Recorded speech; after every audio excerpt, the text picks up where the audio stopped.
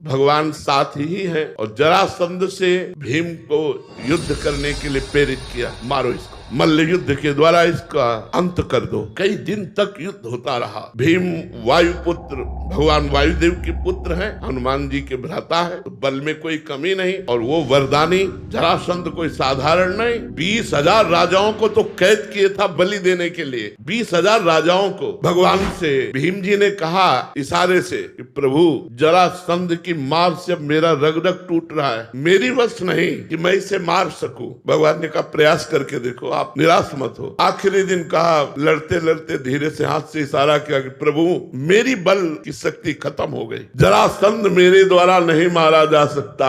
भगवान ने कहा तुम्हारे द्वारा ही मरवाएंगे, और एक तिनका लिया, चीर दिया, क्योंकि भगवान उसके रहस्य को जानते थे, भगवान उसके जन्म रहस्य को जानते थे कि जरा नाम की एक राक्षसी ने इसको जीवन दान दिया। इसके जो पिता थे वो राजा ही थे, उनकी कोई संतान नहीं होती थी। उन्होंने एक ऋषि को प्रसन्न किया, तो ऋषि ने एक फल दिया और कहा अपनी रानी को खिला देना, इससे संतान उत्पन्न होगी। रानियां 2 थी, उन्होंने फल दिया और कहा इसके पाने से गर्भवती हो जाओगी। अब बुद्धि काम नहीं की, दोनों ने फल को आधा आधा काट लिया और दोनों ने पा लिया, दोनों गर्भवती हो गई। और जब दोनों के बच्चा हुआ तो आधा आधा हुआ। आधा आधा देख करके उनको बहुत शोक हुआ और फेंकवा दिया। जरा नाम की महान तपस्विनी थी, राक्षसी, लेकिन आकाशचारी, सिद्धों की समस्त सिद्धियां और महान तपस्विनी। उसने देखा कि 2 बालक की इस तरह के 100, उसने कहा जियो जियो जियो। वो सिद्ध तपस्विनी जे ही ऐसे किया, दोनों जुड़ गए और बच्चा रोने लगा। उसको पता था, महाराज के पास गई और कहा ये आपकी संतान। उनका मेरी संतान तो मृत पैदा हुई थी अलग अलग, तो उनका मैंने जोड़ दिया, मैंने